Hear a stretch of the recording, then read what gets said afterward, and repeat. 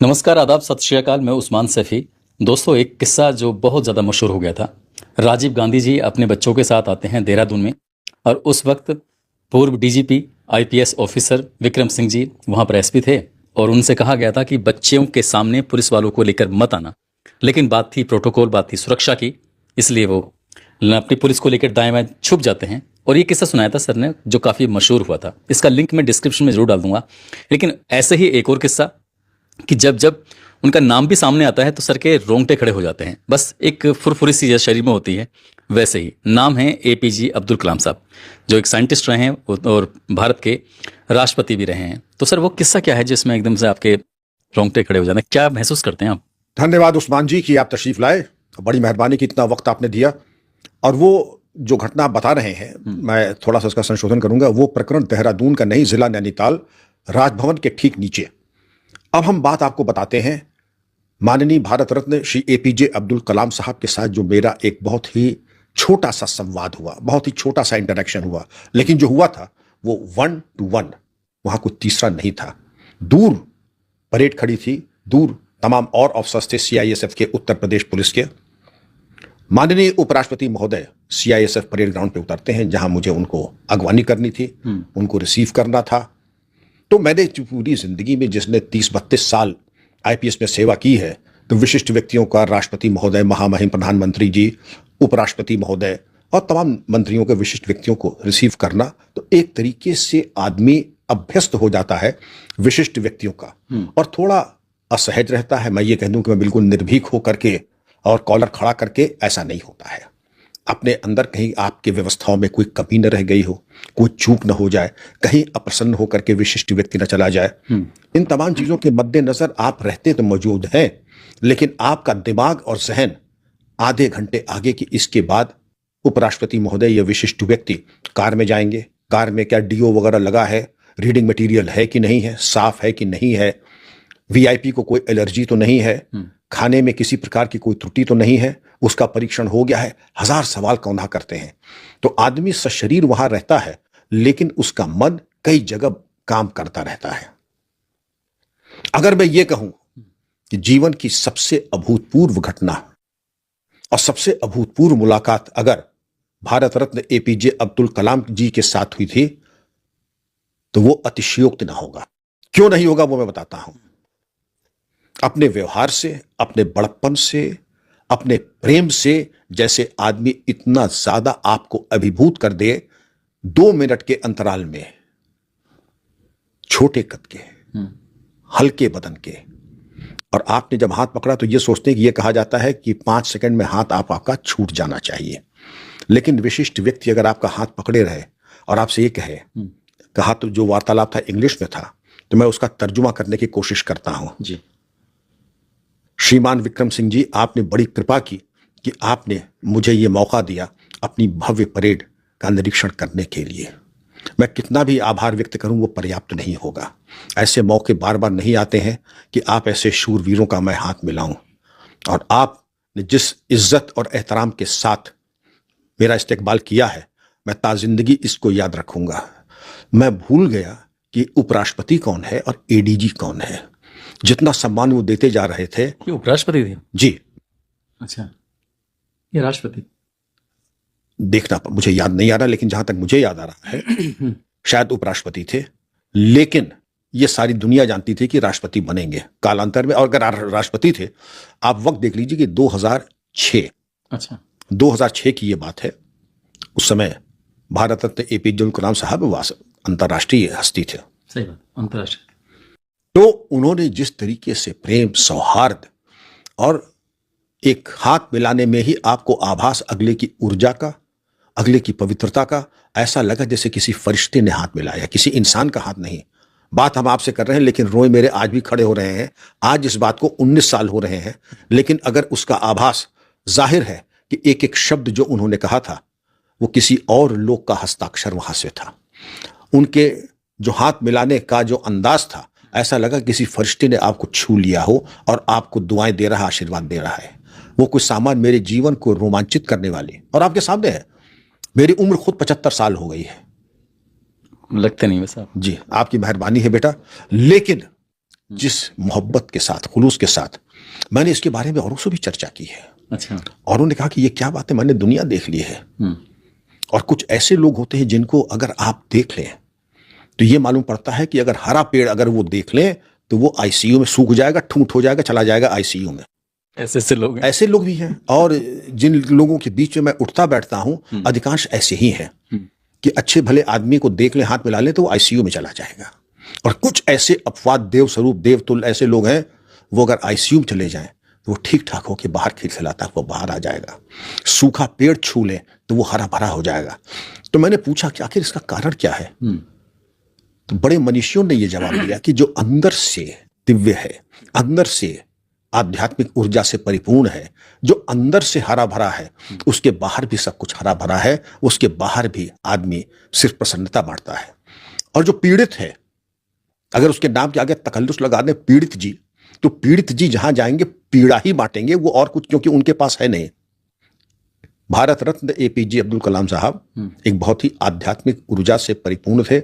और मैं अकेला नहीं हूं, जो भी उनसे मिला, जिसको भी उनका आशीर्वाद मिला, वो ये गारंटी के साथ कह सकता है कि उनकी एक एक बात में दूसरे लोग की सुगंध आती थी। उनके एक एक कर्तव्य ऐसा लगता था कि आपके मां बाप आपके सर पे हाथ फेर के गए हैं। ये अनुभूति, ऐसी दिव्य अनुभूति जीवन में न उसके पहले कभी मिली, न उसके बाद कभी मिली है। वो अपने आप को एक सूटकेस में समेट कर रखते थे ना। मुझसे किसी ने पूछा, आपको टीवी का सर कौन सा प्रोग्राम सबसे पसंद है? तो सबसे पहले मुझे टीवी खरीदना पड़ेगा। आप समझ रहे हैं, भारत के उपराष्ट्रपति और राष्ट्रपति जिनके पास टीवी न हो, और टीवी इसलिए कि खरीद नहीं सकते थे, लेकिन उनका कि मेरे पास समय नहीं रहता। और कितनी शालीनता से उन्होंने उत्तर दिया, मेरे क्या बताऊं, मैं तो इतना अभागा हूं कि मुझे टीवी देखने का मौका ही नहीं मिला। कब से नहीं मिला? उनका दशकों से मुझे तो याद नहीं मैंने पिछली बार टीवी कब देखा था। सादगी, सादा जीवन, उच्च विचार की चलती फिरती एक मूर्ति। ये बताया जाता था कि उनके पास टोटल, जब पद उन्होंने छोड़ा, मुश्किल से 4 सूट, 4 पतलून, 4 कमीज, किताबें सुना था, कई ट्रंक, कई पूरी लाइब्रेरी थी, और सब उन्होंने दान कर दिया। अपना कोई खर्चा नहीं। और जिस ऊंचाइयों पर वो थे, उनको यह कहना कि वो इस संप्रदाय के थे, इस बिरादरी के थे, वो भी एक बेईमानी होगी। वो सबके थे और सब उनके थे। मैंने एक किसी को इंटरव्यू देते सुना था, एक बड़ी सेलिब्रिटी थी। उन्होंने कहा कि मेरे पास 500 जोड़ी जूते हैं, मेरे पास 1000 जोड़ी कपड़े हैं। एक वो पर्सनैलिटी जो देश के सबसे बड़े पद पर पहुंचे और अपना आपको एक सूटकेस में समेट लिया, 3-4 जोड़ी, ये सब चीज़ें। ऐसी बातों से मुझे एक बात याद आई कि एक आईएएस ऑफिसर ने आपके सामने नोएडा की एक बुकलेट ला कर रख दी थी कि कोई सा भी आप जो प्लॉट है देख लीजिए, छांट लीजिए, जिस पर आप हाथ रख देंगे वो आपका हो जाएगा।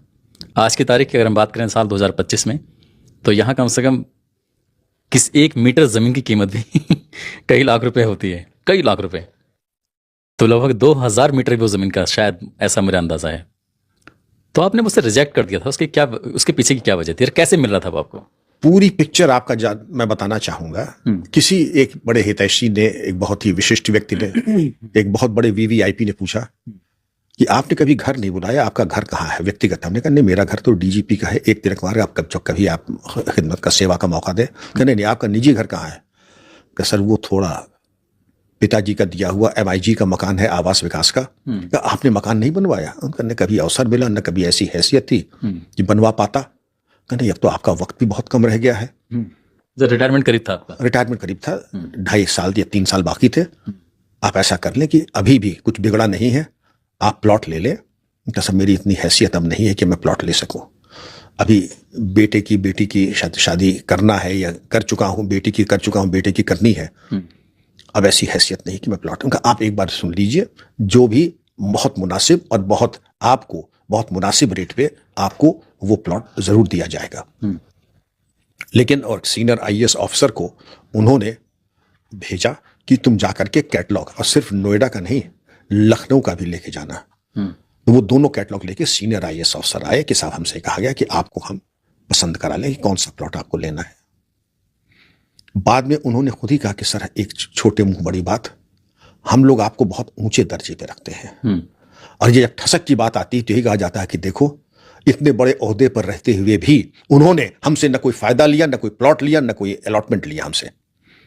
हम चाहते हैं सर आप ये प्लॉट न लें। अच्छा।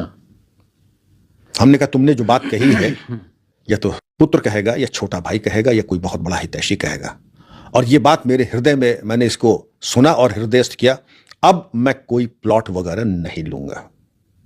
और मैंने कहा ठीक, हमने कहा चाय पियो, बिस्किट खाओ और प्रस्थान करो। और मैं हृदय से आभारी हूं कि तुमने बहुत अच्छी राय दी, क्योंकि आज जब मैं देखता हूं इस बात को, आज 19 साल हो रहे हैं या 20 साल हो रहे हैं, वो मिल जाता तो क्या, लेकिन मेरी अंतर आत्मा अंदर से मुरझा जाती। सबसे बड़ी बात है, मेरी अंतर आत्मा किसी की ऋणी हो जाती। आज मैं कह सकता हूं कि मैं किसी की आधी प्याली चाय का गुनहगार नहीं हूं। मैं तब कह नहीं पाता, लेकिन तब भी कहता था, आज भी कह रहा हूं, जो सही राय दी उस आईएएस अफसर ने, मैं उसका हृदय से आभारी हूं। मुझसे अक्सर लोग ये पूछते हैं कि आप सर से इतनी मुलाकात करते हो, लेकिन कभी आपने अतीक के बारे में नहीं पूछा। तो अतीक अहमद से जुड़ा हुआ कोई किस्सा याद है आपको? ये याद है। देखिए, अतीक प्रयागराज और इस क्षेत्र में लखनऊ तक आया था। मैं हमेशा पश्चिमी उत्तर प्रदेश में रहा। जब डीजीपी हुआ उसके 2-3 दिन के अंदर अशरफ ने, लगता है विनाशकाले विपरीत बुद्धि, यतीम खाने को की दीवार गिरा के उस पर अतिक्रमण करने की कोशिश की। लड़कियों का अगवा किया जो यतीम थी, यतीम खाने की, और उनके साथ गैंग रेप किया। ये मेरे लिए टेस्ट केस था कि यह तो मैं नजरअंदाज कर दूं और या फिर मैं एक इतिहास रच दूं। मैंने कोशिश यही की कि इतिहास रच दूं। तो जो भी आपके तर्कस में तीर थे, गैंगस्टर एक्ट, एनएसए और जो सुसंकेत धाराओं में आईपीसी के आप कर सकते थे, 7 क्रिमिनल लॉ अमेंडमेंट, सब लगा करके उनको नेस्तनाबूद कर दिया। अशरफ हो गए गिरफ्तार, क्योंकि अतीक पहले से ही शायद गिरफ्तार थे। 3 दिन बाद वो पैगाम आता है कि उनकी बेगम अतीक की मिलना चाहती। हमने कहा स्वागत है, जरूर आए। उनकी बेगम आई तो जो एक लेडी के लिए जो रिस्पेक्ट होनी चाहिए, खड़े होकर के रिसीव किया, बैठाया। एक छोटा सा बच्चा असद, जो बाद में इनकाउंटर में मारा गया बेचारा, बड़ा मासूम खूबसूरत सा बच्चा था। मैंने उसको अभी भी याद है कि बेटा तुम बैठो, तुम बात न सुनो, क्योंकि वो बातें मैं समझ गया था, बात करेंगे तो वो अपने वालिद के बारे में कोई मासूम बच्चा पसंद नहीं करेगा। उसको मैंने 2-3 बच्चों की किताबें दी, चॉकलेट्स दी, कि तुम बेटा यहां पर पढ़ो। तो उनकी वाइफ ने, अतीक ने कहा कि आप मेरे भाई की तरह है, वालिद की तरह है, मैं उम्मीद करती हूं कि मैं बेवा नहीं हूं। उनका कहा इसका फैसला मैं नहीं करूंगा, इसका फैसला आपके शौहर करेंगे, और मैं बड़ा आसान और मुफीद मशवरा आपको दे रहा हूं। तो उनको आभास था कि हाँ बेवा भी हो सकते हैं वो। जिसको आपकी शोहरत आम मालूम है कि जो खिदमत का मौका देगा उसको मैं मायूस नहीं करता हूं। यह शोहरत आम तब तक बन चुकी थी। आप इतना चलेंगे और मैं मैराथन लगा करके दुनिया के आखिरी छोर से जाकर के मैं पकड़ करके लाऊंगा, करूंगा दस्तयाब आपको। इनको पूर्वाभास था कि क्या हो सकता है। तो इसका फैसला आपके शौहर करेंगे, और मेरा बहुत आसान और मुफीद मशवरा ये होगा कि कोई खिदमत का मौका मुझे न दें, क्योंकि देंगे तो मैं मायूस नहीं करूंगा। एक बच्चा है, आप लेकर के आई हैं, इसकी परवरिश कीजिए, इसको डॉक्टर बनाइए, इंजीनियर बनाइए, इतना अच्छा बच्चा है ये। उस वक्त की गवर्नमेंट जो थी, नाम नहीं लूंगा उनका, हालांकि नाम जाहिर है, तो उनका तो कहीं ना कहीं संरक्षण था, जैसे आज की गवर्नमेंट है उनका संरक्षण नहीं है। मैं आपको ऑन रिकॉर्ड आज बता रहा हूं, मुझे पूरी छूट थी कि आप जो चाहे कर लें। लॉ एंड ऑर्डर बिल्कुल शिखर पे होना चाहिए था। तत्कालीन मुख्यमंत्री महोदया ने ये मुझे छूट दे रखी थी। और दूसरा, एक कुछ सिर्फ फिर डीजीपीस भी होते हैं, डीजीपी बन गए, अब इसके ऊपर क्या बनोगे? सोचो, तुम डीजीपी लास्ट इसके ऊपर तो है नहीं। अब इससे अच्छा है कि एक इज्जतदार पूर्व डीजीपी रहो बनस्बत के कि एक जलील मौजूदा डीजी रहो। अब जो बनना था तो बन गए, अब आप वही कीजिए जिससे कि विभाग का नाम हो और आप अपने जमीर और अंतर आत्मा के प्रति भली भांति उत्तरदायित्व को निर्वहन करें, जिससे कि बाकी सांसें आपको आत्मग्लानि ना हो। चंबल के जो डाकू थे उनका तो सफाया हुआ, लेकिन जो सफेद कपड़ों में सफेद पोश थे उनका तो सफाया नहीं हुआ था उस वक्त। हुआ था तो बताइए। किसका नहीं हुआ था ये हमें आप और बता दीजिए। जिनका अब आगे बढ़िए, डीपी यादव से आगे बढ़िए, सुशील मूस को ले लीजिए, लक्कड़पाला को ले लीजिए। लोग ये कहते हैं कि किनका नहीं हुआ, आप हमें बताएं किनका नहीं हुआ, जरा ये बता दें। और अगर माफिया ये कह रहा है इनके दूसरे भाई कि अगर मेरा कत्ल होता है तो उसकी पूरी जिम्मेदारी विक्रम सिंह की मानी जाए, वो मेरा कत्ल करा देंगे। ये किसने कहा? मुख्तार अंसारी ने। ये तो नेट पे भी है, आप निकाल के देख लीजिए। तो आपके मन में ये क्यों कहा उन्होंने कि मेरे लिए वो जिम्मेदार होंगे, आप जिम्मेदार? क्योंकि उनको मालूम था कि या तो आप ये सफेद पोश अपराधी या तो आपको खरीदेंगे, खरीद नहीं पाएंगे तो आपको धमकाएंगे। जब दोनों तरफ से फेल होंगे तो फिर आप कहेंगे मेरा कत्ल करा देंगे और उसकी जिम्मेदारी आपकी मानी जाए। तो ये वाला कार्ड खेलेंगे, विक्टिम कार्ड खेलेंगे।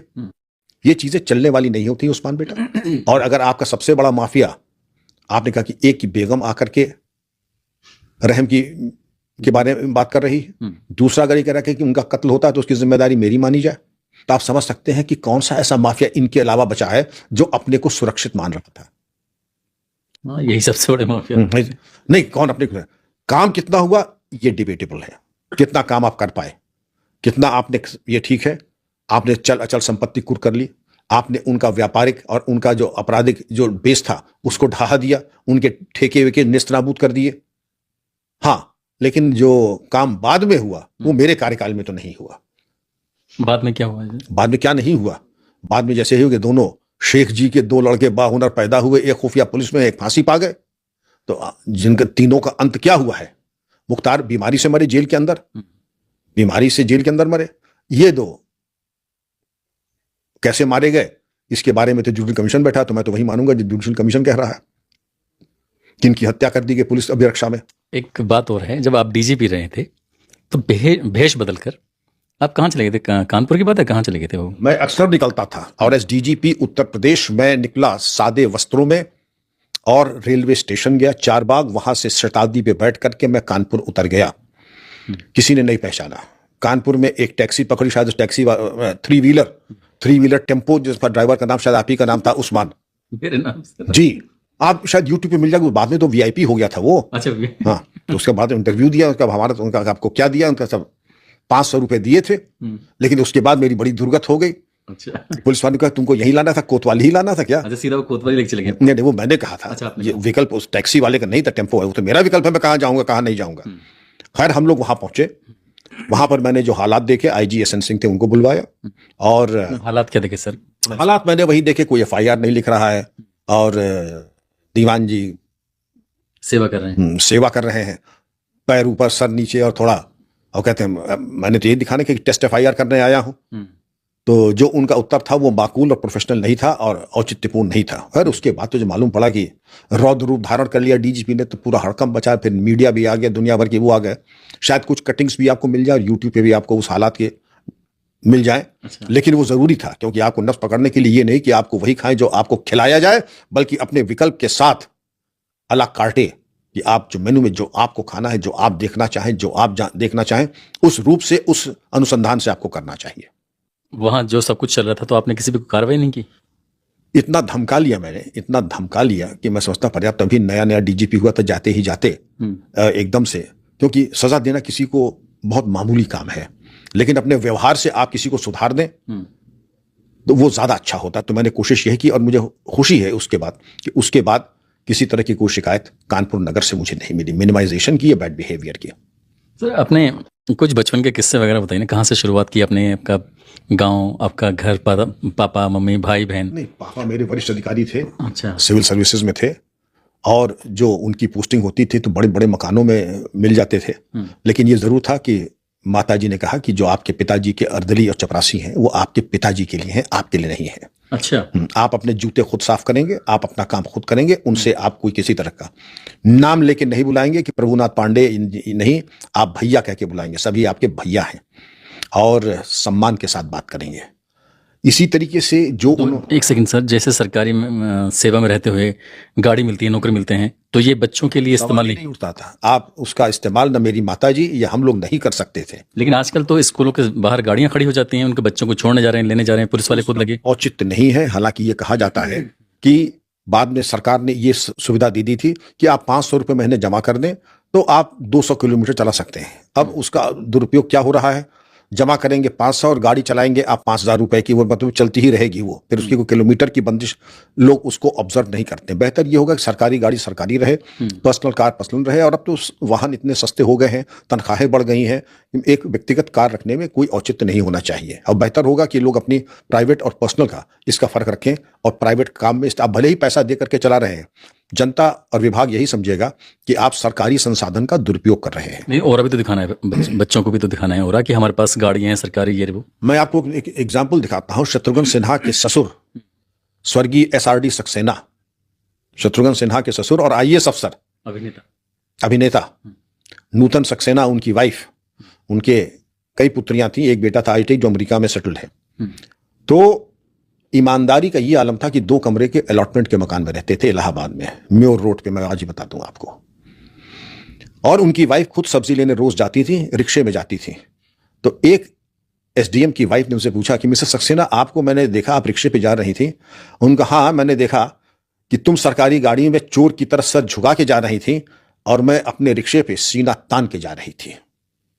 ये मिसेस एसआरडी सक्सेना ने कहा, आईएएस ऑफिसर की, ये ठसक होती है ईमानदारी की जी। और ये बहुत बुरा माना जाता है कि सरकारी संसाधन का दुरुपयोग करना, सरकारी चीजों का घर में इस्तेमाल करना, उसका कोई स्थान ही नहीं था। अनुशासन, शराब न पीना, मद्यपान के ऊपर बिल्कुल प्रतिबंध। ताश कैसा होता है आज भी मैं नहीं पहचानता, ताश के पत्ते किस तरीके के होते हैं, ताश और नाश। शराब नहीं पीना है, मद्यपान का कोई सवाल ही नहीं, बल्कि माताजी का यह स्पष्ट था कि जिस दिन शराब पीना, घर लौट के मत आना, समझेंगे कि एक लड़का नहीं हुआ। और ये प्रेम प्रसंग वगैरह, ये लव स्टोरी वगैरह जो है, ये जिस दिन की तुम्हारी हड्डी पसली कूट के बना देंगे मुलम्मा उसका, इसलिए कोशिश भी मत करना प्रेम प्रसंग वगैरह का। तुम पठन पाठन में हो, ब्रह्मचर्य का कड़ाई से पालन करो। और 2 कॉस्मेटिक्स लड़कों को लौटते हैं, 2 प्रसाधन सामग्री। पूछे क्या? मान लिया कि आपको तो खैर हिदायत दी गई थी कि आप किसी से प्यार नहीं कर सकते, तो किसी ने आपसे भी प्यार नहीं किया? ये तो उससे पूछो किसी ने प्यार किया कि नहीं किया, लेकिन मैंने किसी से नहीं किया, क्योंकि मुझे तंदुरुस्ती 1000 नियामत। और जिस तरीके से माता जी ने प्रसाधन सामग्री जो दी थी हमें, उसमें अच्छे भी किसी के मन में वलवला उठा तो वो भी दूर हो जाएगा 100 किलोमीटर दूर। आपने पूछा नहीं कौन से प्रसाधन माता जी ने आपको दिए थे? उसी पे आने वाला। हाँ, एक कड़ुआ तेल, समझ रहे हैं? कड़ुआ तेल, सरसों का तेल। ठीक है, नहीं सुना आपने भी? आप भी लगता है कि थोड़ा ये वहाँ की देवरिया वाली भाषा होगी ना? जी, सरसों का तेल। फिर बता दूं, मस्टर्ड ऑयल। हाँ, और जिसको लगा करके पहलवानी की जाती है, बदन कुंदन की तरह मजबूत और दिमाग भला का रोशन हो जाता है। कोई ये नहीं कि वो पामोलिव तेल लगा लें या छींट वाला तेल लगा लें या वो पैंटीन तेल लगा दें। और दूसरा कॉस्मेटिक जो था वो लाइफ बॉय साबुन लाल वाला, आपने शायद देखा भी नहीं। देखा है ना? आजकल वो टॉयलेट में और शौचालय में यूज किया जाता है, कोई बदन पे लगाने का भी उसको बड़ी बेइज्जती मानता है। यही 2 कॉस्मेटिक्स थे, लाइफ बॉय साबुन और कड़ुआ तेल। और श्री हनुमत निकेतन में जाके व्यायाम कीजिए, कुश्ती लड़िए और अखाड़े की मिट्टी बदन पे डाल करके फिर वहीं पे नहा करके लाइफ बॉय साबुन से नहा के घर आइए, फिर पढ़िए 4 घंटे। और मेज पे जो लग गया है खाना, वही खाना होगा। अगर आप मरणासन्न नहीं है तो कोई विकल्प आपका नहीं है कि आज हम ये खाएंगे, आज हम वो खाएंगे, जो बना है वही खाइए। तो सर कभी पिटाई भी हुई नहीं हुई बचपन में? ये तो बड़ा हल्का सवाल किया। पिताजी तो खैर नहीं, लेकिन माता जी ने सर्विस में आने तक हमारे संदूक, हमारी डायरीज की चेकिंग होती थी कि कहीं कोई मशकूक या संदिग्ध कोई नंबर ना हो। मोबाइल का जमाना नहीं था। अगर 4 नंबर है, नाम नहीं लिखा, भाई किसका नंबर है ये? उनका ये अनिल का है कि अनिला का है। उनका ये वैभव का है, विभाग मिला हमारे सामने, मिलवा करके तस्दीक करती थी किसका नंबर। कोई प्रेम पत्र, कोई प्रेम प्रसंग, कोई गजल, कोई नज़म तो नहीं है। और जब हम आईपीएस में जा रहे थे तब तक का ध्यान रखना, हम पूरा हिसाब रखेंगे कि तुम एकेडमी में जाके तुम्हारे पर्ण वर्ण निकल आए। अच्छा, अब ये दौर है ऑनलाइन का, सब कुछ मोबाइल पे दिख जाता है ये सब। एक दौर ऐसा था जब हाई स्कूल का रिजल्ट अखबारों में आया करता था, तो वो याद है किस्सा आपको? हाँ, मुझे पूरा किस्सा याद है। हाई स्कूल पहला बोर्ड का इम्तिहान होता है, बड़ा टेंशन रहता है। पिताजी तो नहीं, लेकिन हाँ माताजी दही खिला करके तब इम्तिहान के लिए भेजती थी। रिजल्ट आता था तो बड़ी प्रतीक्षा होती थी। अब कुछ हंस रहे हैं, कुछ रो रहे हैं, कुछ घबराहट में नहीं देख पा रहे हैं, क्योंकि सबसे बड़ा इम्तिहान अगर मैं कहूँ आईएएस से भी ज्यादा महत्वपूर्ण हाई स्कूल वाला, मुझे आपने बिल्कुल सही पकड़ा, वो हाई स्कूल का ही इम्तिहान था। वो अग्नि परीक्षा जिसको कहते हैं, क्योंकि हाई स्कूल का इम्तिहान दोबारा नहीं देते हैं आप। आईएएस का 13, 14, 5 बार भी दे सकते हैं। तो हाई स्कूल का रिजल्ट आया तो ठीक है, फर्स्ट डिवीजन आई, बहुत अच्छा। उसके बाद रिजल्ट आया, डिस्टिंक्शंस भी कई आए, परसेंटेज भी ठीक ठाक था। और उसके बाद प्रिंसिपल ने भी बुला करके थोड़ी सी, उस जमाने में ये तो नहीं होता था कि आपको पैटी और केक खिलाया जाएगा, लेकिन ये जरूर होता है कि सबको एक एक केला बंटवा दिएगा पूरे क्लास को। क्या विक्रम सिंह की फर्स्ट डिवीजन आई, इतने डिस्टिंक्शन आए, तो वो सेलिब्रेशन हो गया। तो क्लास में सबसे ज्यादा नंबर आप ही के थे क्या? सबसे ज्यादा तो नहीं थे, लेकिन हाँ डिस्टिंक्शन थे। फर्स्ट डिवीजन मुश्किल से पूरे कॉलेज में 3-4 ही लोगों का था। लेकिन हमारे बैच में अनुराग मिश्रा जो लड़का था, डी लिखा आता था ना, 75 नंबर से ऊपर जब हो जाया करते थे। हाँ, डिस्टिंक्शन नहीं, डी नहीं कहते हैं, डिस्टिंक्शन। जो सर्टिफिकेट आपको मिला हाई स्कूल का, Vikram Singh first division, distinction in 3 subjects, ये सब्जेक्ट्स आपके। अनुराग मिश्रा हमारे स्कूल का जीआईसी का टॉपर था, यूपी का, बाद में वो रेलवे ट्रैफिक सर्विस में आया। तो अनुराग मिश्रा भी उसी हाई स्कूल इम्तिहान में हमारे साथ ही ऑल यूपी टॉपर था। ऑल यूपी टॉपर थे? All UP topper. वो क्या करते हैं आजकल? वो रेलवे ट्रैफिक सर्विस से था, 74 बैच, अब रिटायर हो गया है। बड़ी शार्प और बड़ी इंटेलिजेंट फैमिली। गौरीकांत मिश्रा जो एडवोकेट की फैमिली थी फैजाबाद की, वर्तमान अयोध्या की, उसकी फैमिली के। और उसका छोटा भाई चीफ सेक्रेटरी रिटायर हुआ, अनूप मिश्रा। हाँ अच्छा। हाँ, अनूप मिश्रा उसका कुछ लोगों की फैमिली में ब्रिलियंस का डीएनए होता है। तो छोटा भाई अनूप मिश्रा आईएएस हुआ यूपी काडर में और चीफ सेक्रेटरी रिटायर हुआ। बड़ा नाम रहा है सर। बहुत बहुत बड़ा नाम था। कोई ऐसा किस्सा याद आ रहा हो, पिताजी ने कूट काट दिया हो या मम्मी ने कूट काट दिया हो? आपने तो बहुत कूटे होंगे आईपीएस बनने के बाद। तो बहुत कूटे। पिताजी की जबान ही ऐसी थी, जिसको कहते हैं कि जब जोर से बोलते थे तो कहते थे पलस्तर निकलने लगता था। हमारे सामने तो कभी जोर से बोले नहीं, न कभी मारकूट की कोई काम किया। लेकिन माता जी ये कहती थी कि ये शरीफों का घर है, शरीफों के लड़के 6 बजे के बाद घर से बाहर नहीं रहते हैं। और तब तो मोबाइल का जमाना ही था। एक बात देख के मैं खत्म करता हूं, तो अच्छा लतीफा आपको पसंद आएगा। तो बड़ा सा दालान है, आप बैठे हैं और लैंडलाइन फोन रखा है। तो एक फोन आता है, हाँ देखो तुम इसमें ये कर लेना, एक लड़की का फोन आया, तुम इसको देख लेना, इसको समझ लेना, और इसके इस तरीके से फोन कर दिया। माता जी वहां बैठ के किस सिलाई या बुनाई कुछ करती रहती थी। दूसरा फोन आया, वो भी मेरे दुर्भाग्य से किसी लड़की का फोन आ गया था। उनका हाँ और मिला, ये बताओ ये। अच्छा। तीसरा फोन आया तो अब हमें लगता था जैसे राहु केतु एक साथ टपक पड़े। वो भी किसी लड़की ने फोन कर दिया, किसी किताब का रेफरेंस, केवल पढ़ाई की बात। जब चौथी घंटी बजी तो माता जी ने रिसीवर डिस्कनेक्ट किया और ये पूछे, ये बताओ ये किसके फोन आ रहे हैं? उनका ये हमारे क्लासमेट का। वो तो मैं भी समझ रहा हूं तुम्हारे क्लासमेट्स के हैं, तुम्हारी मौसियों के फोन नहीं आ रहे हैं, ये बताओ ये क्यों आ रहे हैं? उनका ये आपके सामने पढ़ाई की बात। तो माता जी ने अपना चश्मा निकाला, साफ किया कि देखो तुम मेरे बेटे हो, ऐसे तुम ज़हीन कभी जिंदगी में नहीं थे कि तुम अब ट्यूशन देने लगो। अब तुम, और ये तुम जरा हमें समझा दो, ट्यूशन लेने के सिर्फ लड़कियों के ही क्यों फोन आ रहे हैं, लड़कों के फोन नहीं आ रहे हैं? तुम्हारे लक्षण हमें कुछ ठीक नहीं लग रहे हैं, तुम्हारे पर निकल रहे हैं और पर कतरना हमें आता है। ये मत समझना कि तुम एमएससी में पढ़ रहे हो, ये तुम्हारी धुलाई नहीं हो सकती है। तुम्हारी धुलाई बड़े कायदे से होगी, तुम्हारे पापा तुम्हें बचा नहीं पाएंगे, और तुम्हारी मौसियां जिनके फोन आ रहे हैं ये भी नहीं बचा पाएंगे। उम्मीद करता हूँ ये हमारी बातचीत आप लोगों को जरूर पसंद आई होगी। आप सब लोग अपना ख्याल रखें, सुरक्षित रहें। जय हिंद।